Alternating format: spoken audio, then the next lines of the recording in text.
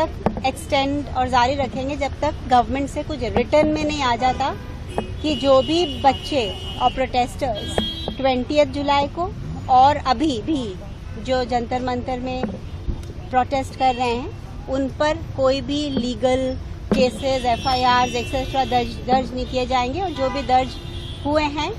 उनको वापस लिया जाएगा। तो ये आश्वासन गवर्नमेंट ने कल सुबह दिया ओरली, लेकिन सोनम ने कल दिन भर फिर से फास्ट जारी रखा कि वो चाहते थे कि ये रिटर्न में हो और फिर रात को 12 बजे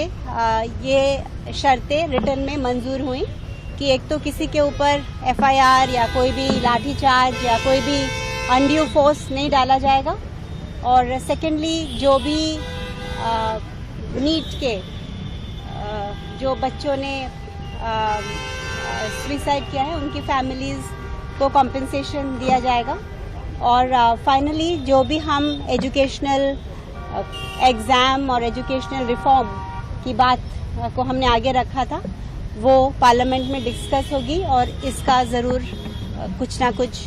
रिजल्ट और सॉल्यूशन निकलेगा। तो ये सारी चीज़ें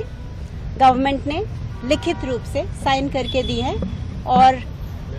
JP नड्डा और जितेंद्र जी तो कल आए सरकार की तरफ से, उसके पहले अलग अलग MP गण आए थे जैसे तनखा जी, सागरिका घोष और जॉन ब्रिटास जी जो 19 सिग्नेचर्स और फिर संजय सिंह जी और बाकी के समाजवादी पार्टी के, तो टोटल वो आए थे अराउंड 15 MP अराउंड 54 सिग्नेचर्स लेके। सो टोटली अराउंड 20 MPs यहाँ फिजिकली आए और 65 MPs ने रिटर्न में ये जो अपोजिशन के थे और जो हर पार्टी को रिप्रेजेंट करते थे उन्होंने भी ये आश्वासन दिया है कि पार्लियामेंट इन मुद्दों पे डिस्कशन करेगी। तो हमारे लिए ये बहुत ही एक सक्सेसफुल मूवमेंट रहा है क्योंकि एक तो गवर्नमेंट ने जो कि दोनों जो सरकार है और जो अपोजिशन है सब ने मिल के ये डिसीजन लिया है कि एजुकेशन एक बहुत इम्पोर्टेंट इशू है और इस पर डिस्कशन इस मॉनसून सेशन में होगी और आगे भी ये रिफॉर्म्स जारी रहेंगे। ये नंबर 1 है, ये तो इमीडिएट सक्सेस है। और सेकंड सक्सेस ये है कि इससे पूरा देश जाग गया है, इससे पूरा देश, और ये सिर्फ इसलिए हो पाया क्योंकि एजुकेशन का नीट का जो पेपर लीक हुआ वो जस्ट एक सिम्टम था, उसके पीछे जो कॉजेज थे वो